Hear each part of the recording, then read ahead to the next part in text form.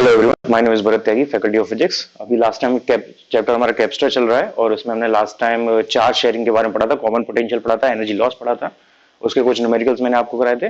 अभी एक आध न्यूमेरिकल्स के और देख के फिर नेक्स्ट टॉपिक बढ़ते हैं। नेक्स्ट क्वेश्चन हमें इसमें ये मैं सारे जो क्वेश्चन आपको करा रहा हूँ ये स्टैंडर्ड टॉपिक को समझाने के लिए डिफरेंट वेरिएशंस के क्वेश्चन है।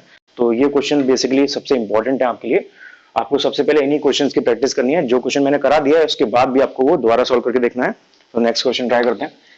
नेक्स्ट क्वेश्चन में दिया हुआ है capacitor of capacitance C not is charged.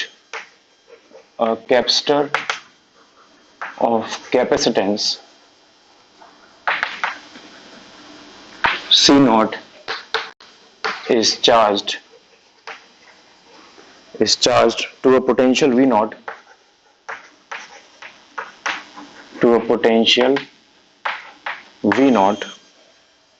and then isolated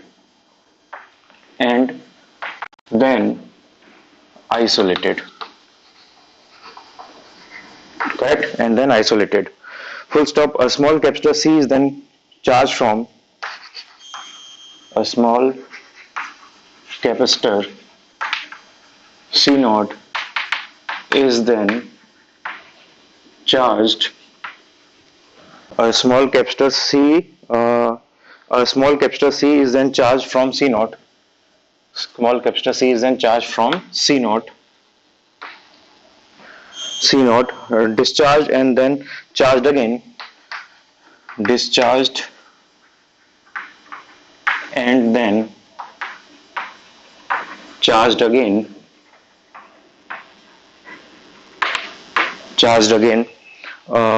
Full stop. If the process is being repeated n times, if this process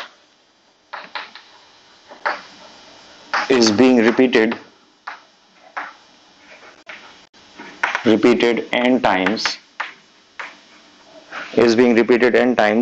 the potential of the large capacitor has now fallen to V.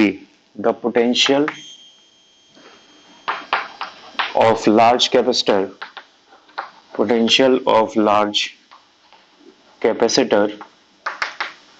has now fallen to potential V.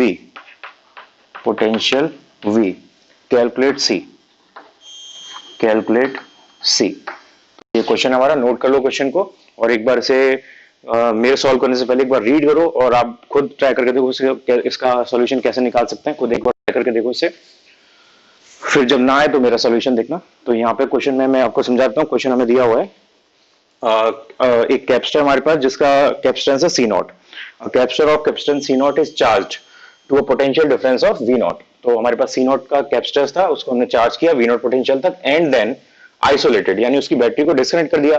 तो अगर battery को हमने disconnect कर दिया तो क्या उसका constant रहेगा, क्या चीज उसमें कंजर्व रहेगी, चार्ज। अगर बैटरी डिस्कनेक्टेड है तो चार्ज कंजर्व रहेगा, बैटरी कनेक्टेड है तो वोल्टेज कांस्टेंट रहेगा। ठीक है। Small capacitor C is then charged from C not. तो अब क्या किया हमने, जो कैपेसिटर यहाँ पे चार्ज किया था C नॉट वाला, फिर उसको आइसोलेट कर दिया, यानी बैटरी डिस्कनेक्ट कर दी। उस कैपेसिटर को हमने कनेक्ट किया दूसरे कैपेसिटर से जिसका कैपेसिटेंस C है, और फिर इस कैपेसिटर से C नॉट से इसको चार्ज किया।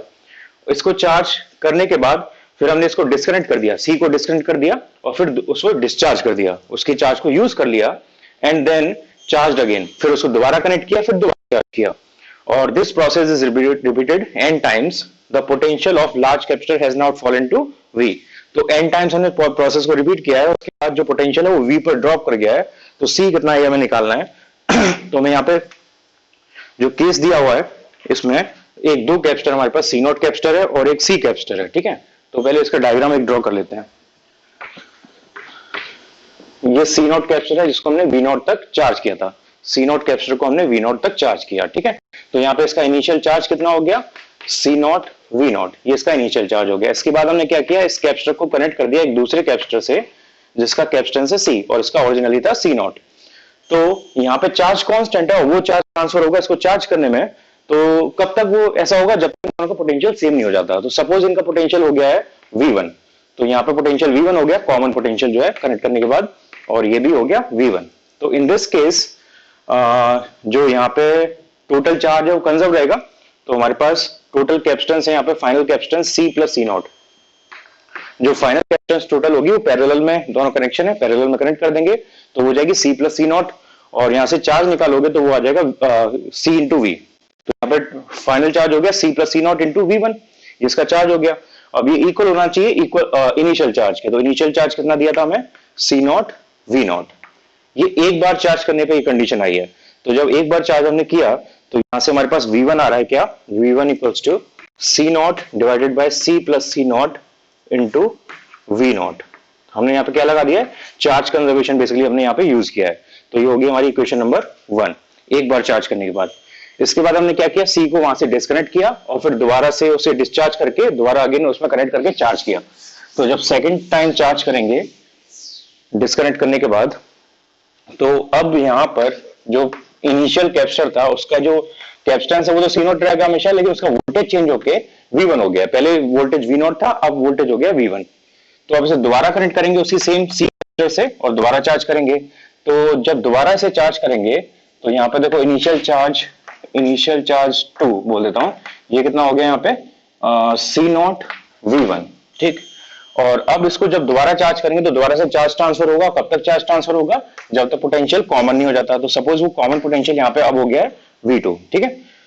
तो यहां से अब आप चार्ज कंजर्वेशन दोबारा लगाओगे तो C नॉट V1 जो टोटल चार्ज है that will be equals to in दोनों का टोटल चार्ज, तो वो होगा इन दोनों की total capacitance which is C plus C not.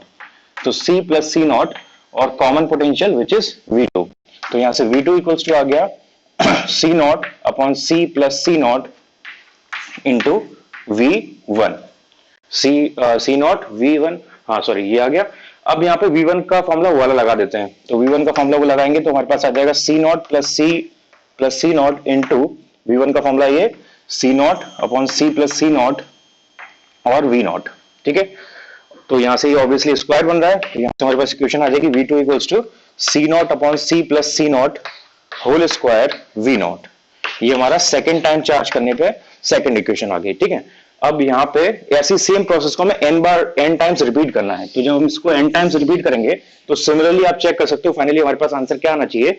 जब ये 1 बार हुआ था तो पावर 1 आ रही थी इस फंक्शन की, ये कांस्टेंट फंक्शन है, इसकी पावर 1 आ रही है। ये कांस्टेंट क्यों है, यहाँ पे कैपेसिटेंसेस दी हैं और कैपेसिटेंसेस वोल्टेज पे चार्ज पे डिपेंड नहीं करती, वो कांस्टेंट होती हैं। तो ये पूरा फंक्शन कांस्टेंट बना हुआ है। तो जब हमने 1 टाइम चार्ज किया तो वहां पे जो प्रोपोर्शनलिटी आ रही है 1 पावर की आ रही है, और यहाँ पे जब 2 बार चार्ज किया तो 2 पावर की आ रही है। ऐसे अगर आप n टाइम्स रिपीट करते जाओगे तो जो हमारी प्रोपोर्शनलिटी आएगी वो कितने पावर की आएगी, n पावर की आएगी ऑब्वियसली। तो जब आप इसे सिमिलरली n टाइम्स चार्ज करेंगे तो Vn हमारा कितना आ जाएगा, Vn हमारा आएगा C not upon C plus C not, C not upon C plus C not power n और V नॉट, ठीक है। ये हमारा ये वैल्यू आ जाएगी, ठीक है। अब इसके बाद हमें क्या करना, निकालना क्या था, हमें निकालना था C, हमें ये नहीं निकालना था। और क्वेश्चन में एक और चीज दी हुई है कि जो फाइनल पोटेंशियल हो जाता है वो V के बराबर है, यानी Vn की वैल्यू हमें क्वेश्चन में दी हुई है V के बराबर है, तो ये इक्वल है V के। ये इक्वेशन नंबर हमारे पास होगी 3, ये इक्वेशन नंबर आ गई 3 n टाइम चार्ज करने के बाद। अब हमें यहां से C निकालना है सिर्फ, तो C यहां से निकालो कैलकुलेशन करके, वो फाइनल आंसर हो जाएगा हमारा।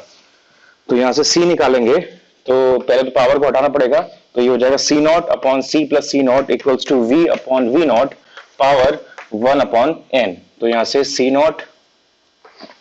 नॉट और ये क्या हो गया, हाँ ठीक है, C not equals to V upon V not power 1 by n C V upon V not power 1 by n C not.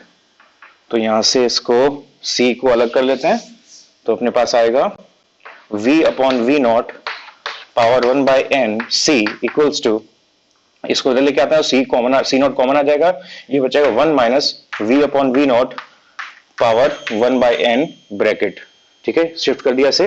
अब यहां से इसको डिवाइड कर देते हैं, वो फाइनल आंसर हो जाएगा। तो C इक्वल्स टू आया C not 1 upon V not power 1 by n minus V upon V not power 1 by n divided by V upon V not power 1 by n।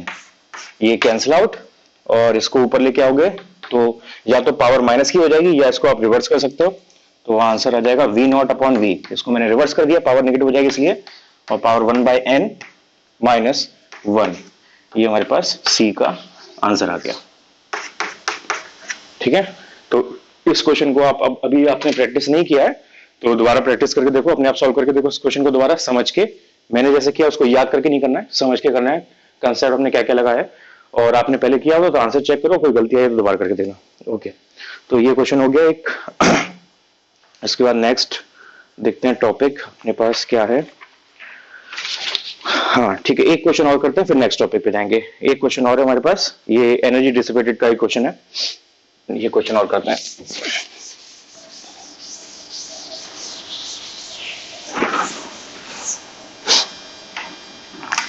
Question दिया है, to spheres 1 and 2 of radii r and 2r, to spheres 1 and 2 of radii r and 2r, having charges q and q by 2, having charges q and q by 2, having charges q and q by 2 respectively, are connected with a cell of potential difference, connected with a cell of potential difference, ये potential difference है of v, ठीक है, as shown in figure. The when switch S is closed, calculate final charge on each sphere. Calculate final charge on each sphere when switch S is closed. Switch S is closed. ठीक है, ये question है। Diagram से आपको और clearly समझ में आ जाएगा क्वेश्चन क्या है। एक छोटा स्फीयर है हमारे पास, एक बड़ा स्फीयर है, इन दोनों को हमने एक वायर से कनेक्ट किया जहां पे एक स्विच लगा हुआ है। ये स्विच है एस, कनेक्टिंग वायर है, कंडक्टिंग वायर है।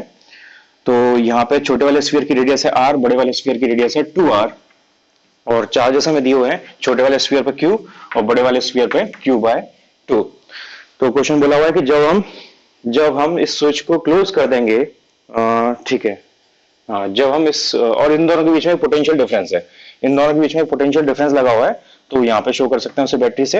ये पोटेंशियल डिफरेंस है V, ये हमें दिया हुआ पोटेंशियल डिफरेंस V, इसको बैटरी से हमने, सेल से हमने कनेक्ट किया हुआ है। तो ये डायग्राम दिया हुआ है क्वेश्चन में, एक क्वेश्चन में गिवन है डायग्राम। ओके, तो इसको आगे सॉल्व करना है। तो हमें यहाँ पे क्या पता करना है कि जब ये स्विच क्लोज हो जाएगा उसके बाद यहाँ पे चार्ज ट्रांसफर स्टार्ट होगा। तो चार्ज ट्रांसफर स्टार्ट होने के बाद जो फाइनल चार्ज आएगा वो किसके इक्वल होगा। तो सबसे पहले तो आपको ये पता करना है यहाँ पे कि चार्ज किधर से किधर जाना चाहिए, ठीक है। तो उसके लिए आपको ये पता होना चाहिए चार्ज कैसे मूव करता है, हाई वोल्टेज से लो वोल्टेज की तरफ मूव करता है। तो इन दोनों स्फीयर में हाई वोल्टेज कौन है और लो वोल्टेज कौन है वो हमें चेक करना है। तो वोल्टेज निकालना आपको आता होगा, बहुत ईजी है स्फीयर के लिए, KQ/R।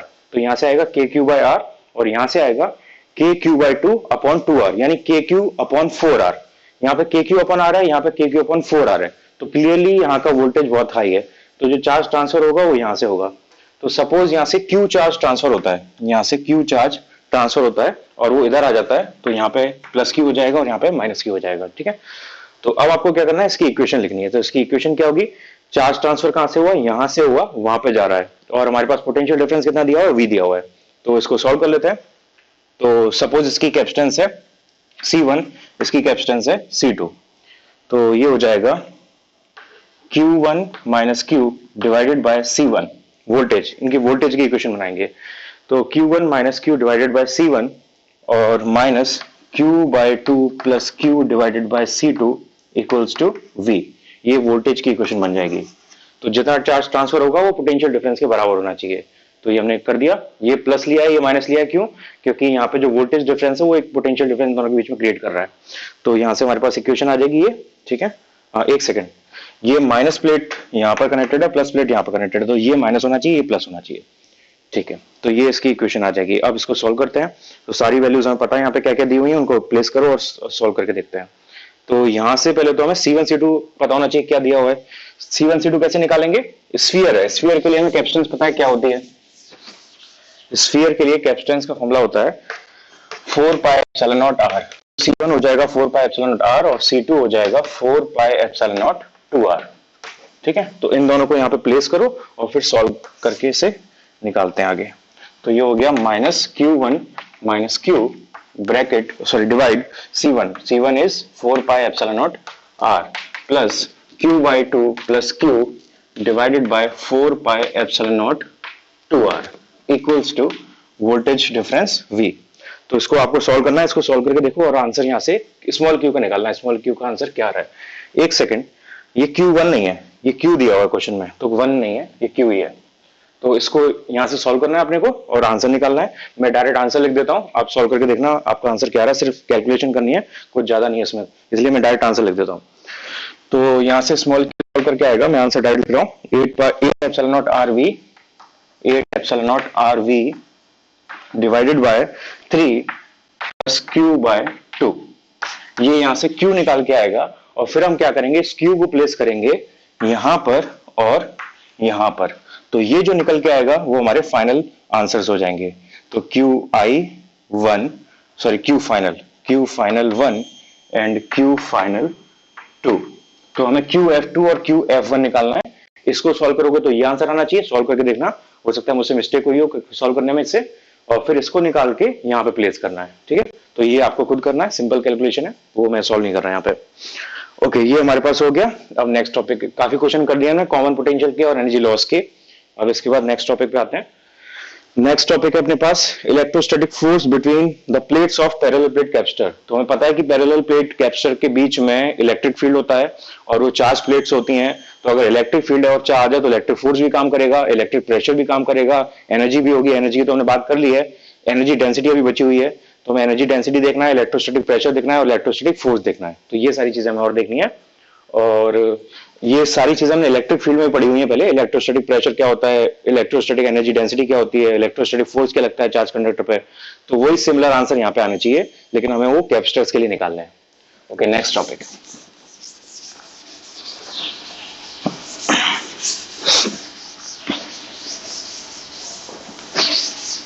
Next topic is electrostatic force, electrostatic force between the charged plates, between the plates of parallel plate capacitor, between the charged plates of parallel plate capacitor। तो ये टॉपिक है, पैरेलल प्लेट कैपेसिटर के बीच में जो charge plates होती हैं उनके लिए हमें ये फोर्स निकालना है। तो डायग्राम पहले मैं समझा देता हूं। ये पैरेलल प्लेट कैपेसिटर है और सपोज हमने यहां पर जो बीच का इसका डाइलेक्ट्रिक होता है ना, यहाँ पर एक छोटा सा dx पोर्शन लिया है और इस पोर्शन की वजह से कितना फोर्स लग रहा है ये हमें निकालना है। तो यहाँ से यहाँ तक की डिस्टेंस को सपोज मैं x मान लेता हूँ, ये dx पोर्शन हो गया। ठीक है, तो इसके लिए निकालना है, फिर पूरे पोर्शन के लिए लगा देंगे जो कि d डिस्टेंस पे होता है, तो वहां से हमारे पास आंसर आ जाएगा। ठीक है, तो पहले तो फॉर्मूला लिखते हैं। तो सिर्फ इस जो ये कैपेसिटर बन रहा है इसके लिए कैपेसिटेंस क्या होगी, एप्सिलॉन नॉट a, और ऑब्वियसली अगर डाइलेक्ट्रिक है तो v लगा देंगे, तो उसमें कुछ बताने का नहीं है। तो एप्सिलॉन नॉट a अपॉन ये डिस्टेंस कितनी है x। पहले मैं सिर्फ ये डिफरेंशियल पोर्शन जो लिया है इस कैपेसिटर के लिए निकाल रहा हूं, फिर से पूरे कैपेसिटर के लिए लगा दूंगा। ठीक है, तो epsilon not a upon x, ये कैपेसिटर होगा, कैपेसिटेंस होगी इस वाले पोर्शन की जो हमने यहाँ पे लिया हुआ है। ठीक है, तो हमें ये कैपेसिटेंस पता है। इसके बाद एनर्जी का फॉर्मूला, एनर्जी कितनी होती है 1/2 CV²। तो 1/2 C की वैल्यू, एक सेकेंड, यहाँ पे v² हम नहीं ले सकते। क्यों नहीं ले सकते क्योंकि आप ऐसे अगर डिवाइड करोगे तो यहाँ पे डिफरेंट कैपेसिटर बनेंगे। जैसे आप यहाँ पे देख रहे हो दो कैपेसिटर बन रहे हैं, एक ये वाला और एक ये वाला, और ये दोनों कैपेसिटर सीरीज में है और सीरीज में वोल्टेज डिवाइड होता है। इसका मतलब वोल्टेज कांस्टेंट नहीं होगा, वोल्टेज डिस्टेंस के साथ चेंज करता है, तो वोल्टेज कंजर्व नहीं है। तो अगर वोल्टेज कंजर्व नहीं है तो हम ये वाला फॉर्मूला नहीं लगा सकते, क्योंकि वोल्टेज यहाँ पर टोटल वोल्टेज के बराबर नहीं आएगा। लेकिन सीरीज में एक और चीज कांस्टेंट होती है, एक चीज कांस्टेंट होती है, उसके टर्म में लगा सकते हैं। वो क्या चीज है, चार्ज। तो पूरे प्रोसेस में चार्ज जो है, पूरे कैपेसिटर के स्पेस में जो चार्ज है वो कांस्टेंट रहेगा। ठीक है, वोल्टेज कांस्टेंट नहीं होगा। तो हम यहाँ पे वोल्टेज वाला फॉर्मूला नहीं लगाएंगे, हम चार्ज वाला फॉर्मूला लगाएंगे। तो U का चार्ज वाला फॉर्मूला होता है 1/2 Q² डिवाइडेड बाय C। अब यहाँ पे C की वैल्यू को प्लेस कर देते हैं, तो U इक्वल्स टू आ जाएगा 1/2 Q² divided by epsilon not A divided by x। तो x ऊपर आ जाएगा। ठीक, ओके, ये आ गया हमारे पास। अब हमें यहाँ से निकालना है फोर्स। ठीक, तो फोर्स निकालते हैं। एक चीज और, यहां से ये वर्क डन के टर्म में कन्वर्ट कर लेते हैं। तो वर्क डन के टर्म में कन्वर्ट करेंगे तो एनर्जी और वर्क डन का नेगेटिव में रिलेशन होता है। तो यहाँ पर -1/2 Q² epsilon not A x। ठीक है, ऐसे कर सकते हो आप इसे। माइनस बेसिकली यहाँ पे सिर्फ डायरेक्शन शो करेगा, तो उसमें कंफ्यूज करने की जरूरत नहीं है। मैंने उसको निकालने का तरीका आपको इनिशियली बहुत डिटेल में बताया हुआ है कि कब पोटेंशियल एनर्जी नेगेटिव होती है, कब पॉजिटिव होती है, कब वर्क नेगेटिव होता है, कब पॉजिटिव होता है। आप उसे लॉजिकली बहुत आसानी से समझ सकते हो। तो यहाँ पे मैथमेटिकली इससे कंफ्यूज होने की जरूरत नहीं है। माइनस साइन जो भी आएगा उसका मैं मतलब समझा दूंगा। ओके, इसके बाद एफ हमें निकालना है, फोर्स निकालना है। और फोर्स का फॉर्मूला होता है delta U upon delta x. Negative में, नेगेटिव यहाँ पे डायरेक्शन शो करता है कि पोटेंशियल एनर्जी जिधर इंक्रीज कर रही है फोर्स उसके अपोजिट डायरेक्शन में लगेगा। तो नेगेटिव साइन यहाँ पे डायरेक्शन शो कर रहा है। और आप इसको डिफरेंशियल टर्म में लिखोगे तो ये हो जाएगा D you upon D x negative में, तो minus D you upon D x. इसको वैल्यू लगाते हैं और डिफरेंशिएट करते हैं। D you upon D x, इसकी वैल्यू है 1/2 Q square upon epsilon not a into x. इसका डिफरेंशिएशन सॉल्व करोगे तो ये हो जाएगा, डिफरेंशिएशन में इसका सॉल्व कर देता हूँ। 1/2 बाहर आ गया, क्यू स्क्वायर कांस्टेंट है बाहर आ गया, एप्सिलॉन नॉट कांस्टेंट है बाहर आ गया, एरिया कांस्टेंट है बाहर आ गया, अंदर बचा dx अपॉन dx। तो ये 1 होता है, तो यहाँ से फोर्स आ गया 1/2 और नेगेटिव साइन यहाँ पे सिर्फ डायरेक्शन शो कर रहा है, तो उसको आप समझ जाना। तो 1/2 Q square upon epsilon not a, ये इसका फोर्स का फॉर्मूला है। ये इलेक्ट्रोस्टैटिक फोर्स है। मैग्नीट्यूड आप निकालोगे तो मैग्नीट्यूड फोर्स का कितना है, 1/2 Q square upon epsilon not a. ये इस फोर्स का मैग्नीट्यूड है। ठीक है, तो हमने यहाँ से इलेक्ट्रोस्टैटिक फोर्स निकाल दिया। अब आपको यहाँ से क्या निकालना है, ठीक है, एक पार्ट तो आ गया हमारे पास। अब यहाँ से आपको एनर्जी डेंसिटी निकालनी है एक, और इलेक्ट्रोस्टैटिक प्रेशर निकालना है। तो फोर्स का फॉर्मूला तो हमारे पास आ गया है। नेगेटिव साइन का मतलब ये है कि पोटेंशियल एनर्जी जिधर इंक्रीज कर रही है फोर्स उसके अपोजिट डायरेक्शन में लगेगा, डायरेक्शन शो कर रहा है। इसके बाद एनर्जी डेंसिटी इसी टॉपिक में, तो इसी का सेकंड पार्ट है, इसको फर्स्ट पार्ट लिख लेना, energy density and electrostatic pressure.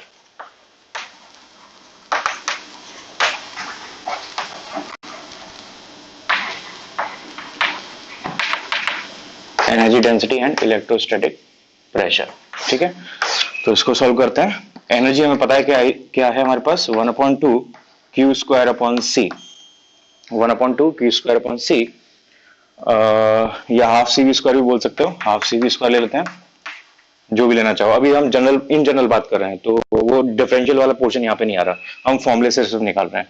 तो एनर्जी डेंसिटी कैपेसिटर के लिए इलेक्ट्रोस्टैटिक एनर्जी डेंसिटी का सिंबल स्मॉल यू, ई आप सफिक्स लगा सकते हो, तो उसका फॉर्मूला हो जाएगा यू अपॉन वॉल्यूम।